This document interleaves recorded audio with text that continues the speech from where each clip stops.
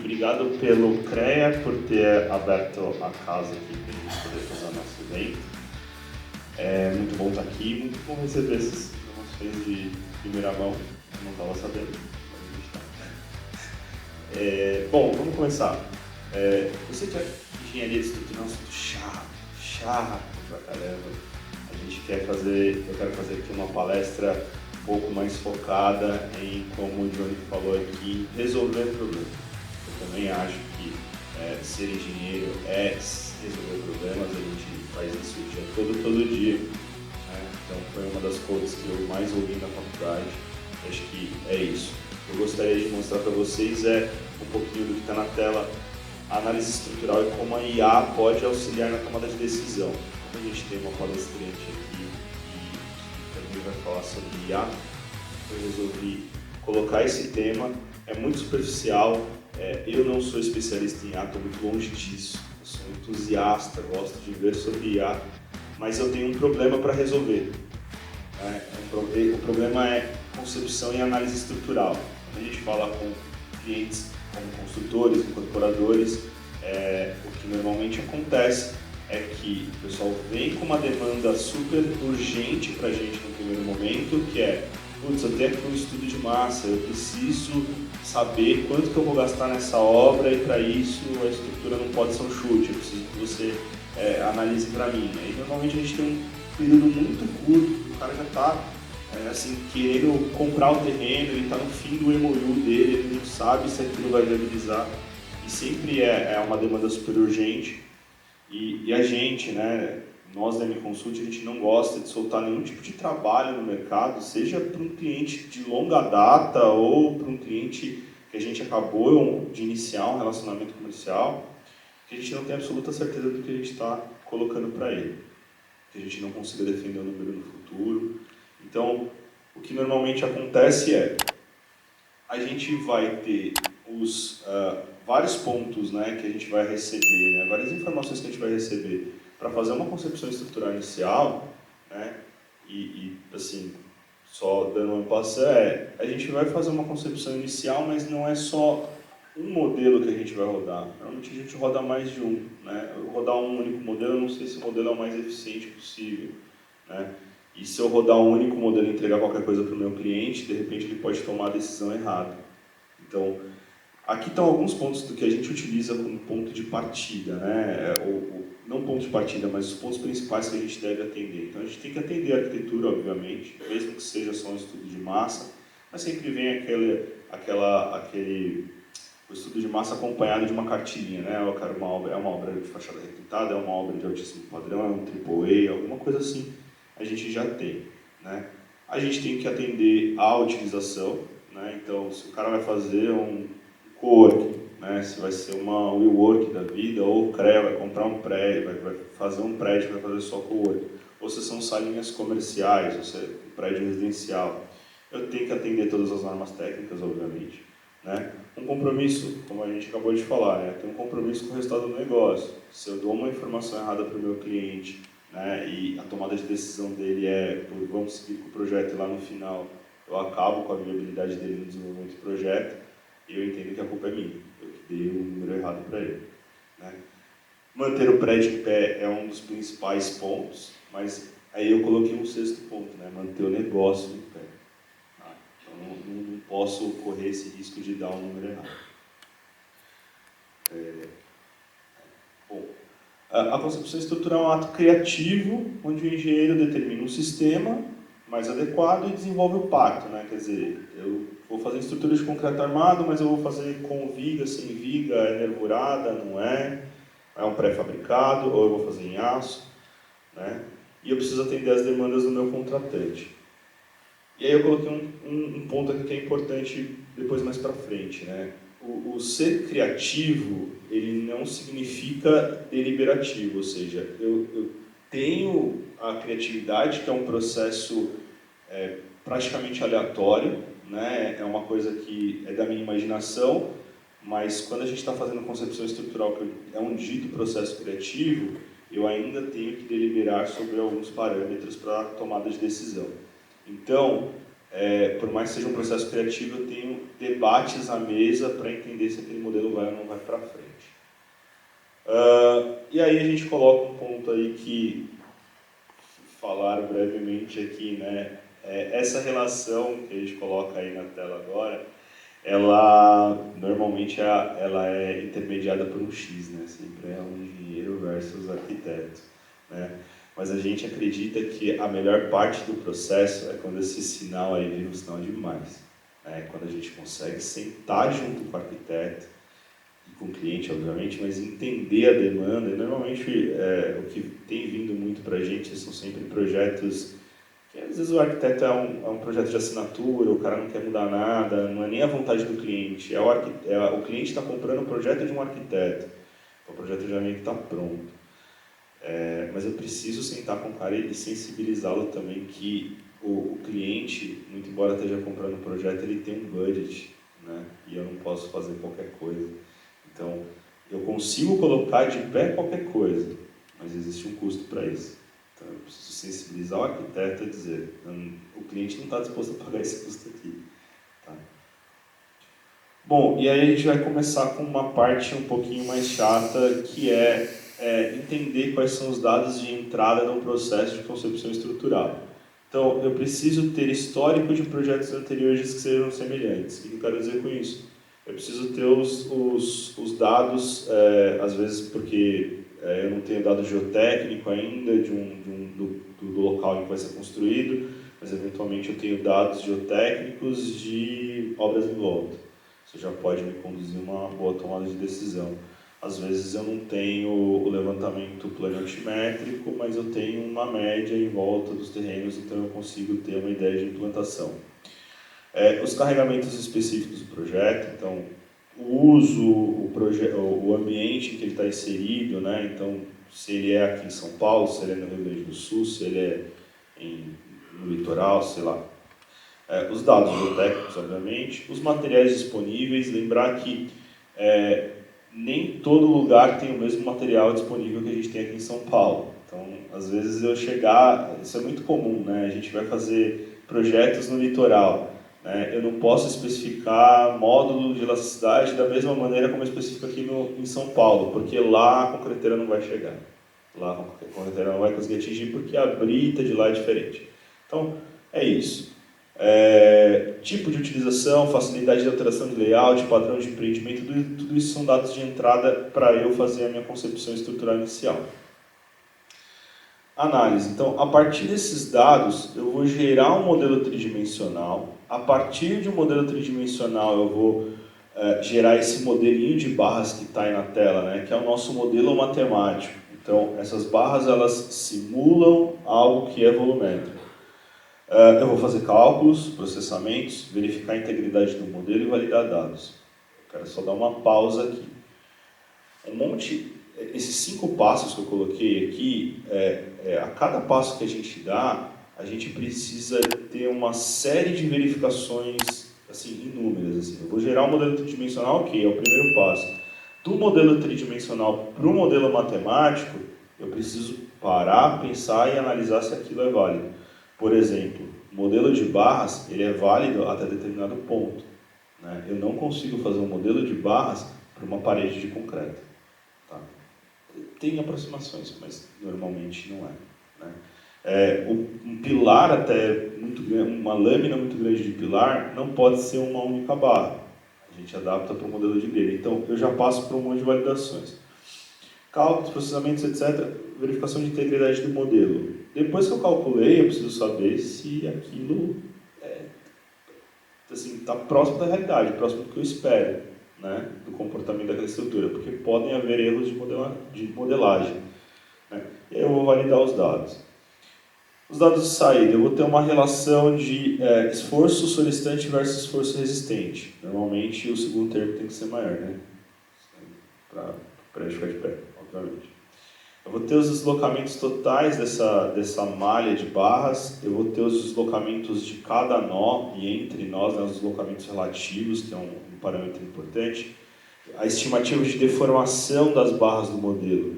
Ah, por que é estimativa? Porque eu não calculo nesse modelo de barras o deslocamento do ponto no ponto médio da barra. Eu calculo o deslocamento no nó, na intersecção entre duas barras.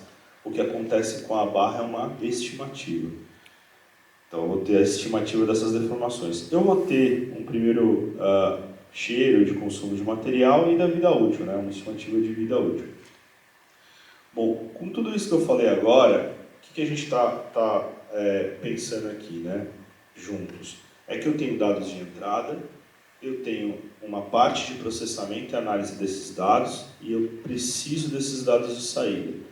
E aqui que fica um ponto de conexão que eu queria deixar com a relação entre análise e IA, que basicamente o que a gente espera de um algoritmo simples, né, que seja aplicado a IA, é exatamente isso. Eu tenho uma camada em que eu tenho os dados de entrada, eu tenho algumas camadas intermediárias em que existe o processamento desses dados e a camada de saída, que é o que a IA me devolve após essa análise. E com esses dados de saída, eu aplico no meu modelo novamente e posso reprocessar, posso gerar um novo modelo. O mantra, né, o que eu falo sempre, né, você nunca deve analisar um único modelo. A gente falou no começo da apresentação. Eu faço um primeiro modelo, mas se eu fizer um único modelo, eu vou errar por princípio. Acho que o pessoal de construtora sabe. Quando eu vou contratar um fornecedor, eu não vou colocar contar só com uma única pessoa. Eu vou errar. Essa pessoa vai cobrar o que ela quiser e eu não vou saber. Né? É a mesma coisa aqui. Eu nunca vou fazer um único modelo. Né? Eu tenho que sempre propor modelos diferentes, com pactos estruturais diferentes e modelos matemáticos diferentes. Eu posso analisar um pilar parede por faixas, ou eu posso analisar por um modelo de grelha. Eu vou fazer as duas análises, desenvolver qual que me entrega o melhor resultado. Tá? E aí eu vou colocar só esse slide sobre a modelagem computacional, que foi o primeiro momento, né, já há muito tempo, antes de eu começar a engenharia estrutural, mas foi o primeiro momento em que o computador começou a auxiliar o engenheiro no processo de análise de dimensionamento. O que a modelagem computacional proporcionou? Uma maior produtividade para o engenheiro de estruturas. A partir do momento da inserção da modelagem computacional, eu consegui rodar modelos, calcular modelos com mais rapidez. Então, essa história de que a gente deve analisar mais de um modelo só começou a ser verdade absoluta a partir da modelagem computacional. Porque antes da modelagem computacional, fazer o cálculo de uma edificação era tão custoso, demorava tanto tempo, que era muito mais fácil que as pessoas adotassem coeficientes de segurança mais confortáveis. Hoje a gente consegue estrangular um pouquinho mais as nossas estruturas e consegue rodar modelos com muito mais facilidade. Basicamente para eu rodar um modelo de um prédio de, sei lá, 25 andares, né, com uma máquina adequada, eu consigo fazer esse processamento em 10 minutos, 15 minutos. Não estou nem contando o tempo de modelagem, que é um pouquinho mais. Mas em 15 minutos eu calculo. O que na época talvez demoraria algumas semanas. Tá? E aqui, né, o que a gente colocou só como en passant, né, que também é um ponto importante. A concepção estrutural, como a gente veio falando, é um processo que tem muito a ver com fluxograma, muito parecido com o que o pessoal de IA usa. Inclusive, esse aqui eu encontrei nas minhas pesquisas, mostrando um fluxograma sobre você fazer uma concepção estrutural, ter alguns pontos de controle, né? E aí tem ali, ó, sim ou não, né? E aí você vai adotando um caminho para o teu fluxograma. Então, esse é sobre concepção estrutural. E o que eu quero dizer com isso? Todo processo computacional adota-se fluxogramas, né? E a IA não é diferente. Programar um algoritmo de IA, né, é semelhante. É você ter um fluxograma e ele vai girando. O que eu quero dizer com isso? É que o engenheiro, hoje, ele faz isso sozinho, ele faz isso por conta. Tá? Então, eu vou lá, eu rodo meu modelo no computador, o computador faz a conta para mim. Mas eu analiso os dados que o computador me devolve, né? Eu vejo qual decisão que eu vou tomar, tá? Tomo a decisão, mudo o meu modelo e rodo de novo. Se esse próximo modelo que eu mudei vai ser mais promissor que o primeiro ou não, eu não tenho ideia. Tá? Então, eu sei que para modelar um edifício eu demoro, sei lá, dependendo da complexidade, lá no escritório, eu que tenho ali mais traquejo, 1 semana trabalhando num modelo. E aí o computador roda em 15 minutos. Para eu mudar, provavelmente eu vou levar mais meia semana e mais um novo processamento. Sem saber se esse próximo modelo é mais promissor que o primeiro. E sem saber para que caminho que eu tomo, de verdade. Eu vou analisar os dados e com uma certa consciência eu vou tomar uma decisão, mas nem sei se a minha decisão é a melhor. Então, esse é o ponto. O primeiro ponto que eu posso colocar, né, da aplicação da IA é isso, é organizar, né, é um algoritmo simples que possa organizar de maneira adequada todos os dados de saída de cada processamento e devolver uma análise de todos esses dados, de um prédio hipotético, que pode ter passado pelo processo de análise milhares de vezes com pequenas mudanças programadas. Ou seja, ao invés de eu ser o agente que vai mudar o pilarzinho daqui para lá, ou girar ele, ou diminuir, aumentar a seção, eu posso fazer com que a IA me devolva falando, é melhor que você faça isso, é melhor que você faça aquilo. Se a IA roda um prédio hipotético diversas vezes, com muito mais velocidade, ela, obviamente que é de maneira um pouco aleatória, mas ela chega a resultados mais convergentes muito mais rápido. Tá? Então, esse é um ponto importante da aplicação da IA nessa parte de concepção e análise. Né? O segundo ponto, né, é a coleta de dados importantes que podem ser utilizados como inputs em futuros projetos. Poxa, ela vai me devolver na camada de saída diversas decisões. Diversas. Eu posso acumular isso num banco de dados. E toda vez que eu for rodar, eu vou ter tudo aquilo ali e qual o caminho que aquilo gerou. Se aquela decisão tomada, não tomada pela IA, né, mas indicada pela IA, foi melhor ou pior. Tá? Então eu vou poder ter um banco de dados gigante. E um terceiro, né, ponto é o machine learning, né, que pode ser usado. A IA pode gerar relatórios a partir do estudo de massa da arquitetura, com o PL, para entregar ao engenheiro possíveis estruturas mais promissoras. Ou seja, ao invés de eu estar lá no meu processo criativo, imaginando qual que é a melhor estrutura para aquilo, faço isso uma vez, rodo alguns modelos, falo, não está legal, não estou chegando a um resultado bacana, volto para a prancheta de desenho e tento de novo, eu posso ter uma IA que pega esse estudo de massa e pode me dar, talvez não uma, mas que sejam 10 possibilidades. E a partir daí o engenheiro consegue tomar a decisão. Né? Mas a IA já me ajudou a caminhar um bom caminho. Né? E o que eu sempre coloco? Né? Isso é uma frase que eu coloco nas minhas apresentações quando eu falo sobre modelagem computacional, e aqui não deveria ser diferente. Né? Qual que é o papel, né, ou a responsabilidade da máquina nisso? A máquina sempre é burra, né? Ela não pensa. O machine learning é um termo usado para simular o comportamento do cérebro humano, tá? Mas ela faz análise de processos determinísticos. Mas a engenharia, como todo mundo aqui sabe, não é uma ciência determinística nem exata. Tá? Então, o computador ele não é capaz de analisar ou te dar respostas sobre processos aleatórios. Tá?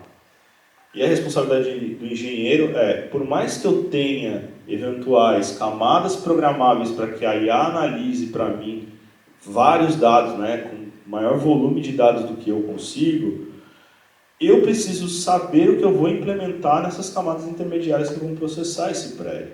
Eu preciso dar parâmetros, eu preciso saber dar os dados de entrada, calibrar os parâmetros físicos corretos, geométricos, tudo que diz respeito a coisas que a máquina não sabe a princípio. Então, a responsabilidade do engenheiro continua sendo a principal.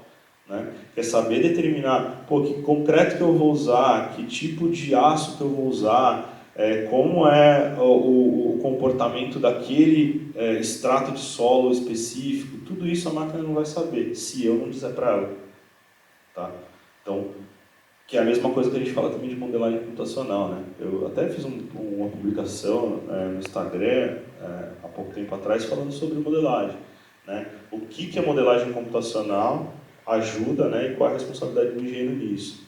Então, o engenheiro, se ele não souber colocar lá os parâmetros corretos no programa, no TQS da vida, o TQS vai devolver qualquer resultado e você vai acreditar. Né? Com a IA não é diferente. Até coloquei um será aqui, né? Sempre terão que ser imputados por humanos. Assim, coloquei o será como brincadeira, é uma piada, né? Porque assim, eu realmente gosto muito de IA, mas eu fico assustado até inclusive com os resultados que têm sido trazidos, né, por computadores. Mas eu acho que essa parte realmente, infelizmente, a máquina não vai conseguir fazer. Bom, o possível modelo de IA que eu, nas minhas pesquisas, só de entusiasta mesmo que eu percebi, é esse daí, é esse que eu tenho citado agora durante a apresentação, né? É um algoritmo chamado de rede neural. A rede neural é isso, você tem a camada de entrada, que são os dados que você coloca de entrada para uma análise. Essas camadas intermediárias são a sua programação, né? É o que você define de como esses dados vão ser trabalhados. E a camada de saída seriam os dados que a IA, após o processamento, te entrega. Tá? Por que a gente faz isso? A camada de saída podem ser dados de uma maneira interessante, que podem ser usados como novos dados de entrada, e a partir daí a gente passa a fazer gerações de modelos e a máquina meio que vai aprendendo a tomar as decisões, porque vai entendendo a partir das camadas de saída quais são os melhores resultados, os mais promissores. Mas, de novo, se eu não souber dizer para a máquina qual é o resultado mais promissor, tipo, isso aqui não vai funcionar. Tá? Então, a conclusão óbvia é que tipo, o processo de concepção, por ter parte criativa, nunca vai poder ser entregue totalmente para uma máquina. Eu preciso começar o processo. Que isso é uma coisa que talvez quem entenda mais sobre o processo computacional pode falar melhor que eu, mas o computador ele não é capaz de gerar e nem tratar dados aleatórios. Tá? Como a gente tem a resistência do concreto, por exemplo, é um dado aleatório. Ele pode dar qualquer valor. Né? Então, a máquina não saberia tratar isso. Que é isso que eu falei. Engenharia não é uma ciência exata. A engenharia de estruturas ela pode ser considerada no máximo semi-probabilística. E probabilística é o ponto de aleatoriedade. Né? A gente trata dados aleatórios para tentar tirar o máximo de controle possível. Os nossos coeficientes de segurança são exatamente isso. Eu tenho uma distribuição normal de resultados, eu trato com coeficientes de segurança para que a probabilidade de falha seja aceitável. Ela nunca é zero, porque o dado sempre vai ser aleatório. E a ajuda é óbvia também, né? Enquanto o ser humano pode gerar um modelo a cada semana e analisá-lo através de modelos computacionais, talvez uma IA possa gerar 1 milhão de modelos por semana, no mesmo período. Tá? E, obviamente, quanto maior o meu espaço amostral, muito provavelmente melhor vai ser o meu resultado final. Né? Então, eu vou ter eventuais concepções arquitetônicas mais assertivas, porque se eu colocar esse negócio todo ao montante do processo, antes de chegar no engenheiro de estruturas, né, ou auxiliado com o engenheiro de estruturas, eu gastar um pouquinho de tempo em fazer isso, provavelmente o arquiteto vai conseguir entender e ser sensibilizado de maneira mais firme, né, a fazer uma concepção estrutural, a fazer uma concepção arquitetônica mais econômica ou mais aderente às demandas do cliente. Né? Eu vou ter uma previsibilidade de custo, prazo, risco e ainda uma fase muito de estudo preliminar. Né? Eu vou ter uma previsibilidade maior. Tá? Porque isso é uma das dores do escritório. Tá? Sempre todo mundo vem lá, puta, eu preciso correr, mas eu preciso ser assertivo. Meu amigo, são duas coisas diametralmente opostas. Se você quer rápido, você vai ter menos previsibilidade. Né? Se você quiser mais previsibilidade, a gente tem que investir mais tempo. Então a gente vai ter maior velocidade de desenvolvimento de fases executivas, principalmente porque a gente vai partir de um EP muito acertado. E aqui é um achismo meu, mas acho que faz muito sentido, que é a melhoria do desempenho das estruturas. Né? Eu vou ter estruturas melhores analisadas, então com mais desempenho. Certo? Bom, acho que é isso que eu queria falar um pouco. Eu queria tirar um pouco tanto o foco da estrutura, mas mostrar como a gente pode conversar junto com o pessoal de inteligência artificial. Aqui estão os meus contatos, quem precisar pode me ligar, quiser conversar comigo sobre o assunto. Eu não sou especialista, sou entusiasta, mas eu acho que a gente pode caminhar nesse sentido para melhorar o nosso processo de desenvolvimento. Muito obrigado, galera. Muito obrigada, Tia. As opiniões dos nossos convidados são de inteira responsabilidade dos mesmos, e não necessariamente refletem as opiniões da M-Consult Engenharia. A M-Consult Engenharia defende a livre expressão de ideias e procura fomentar o livre debate.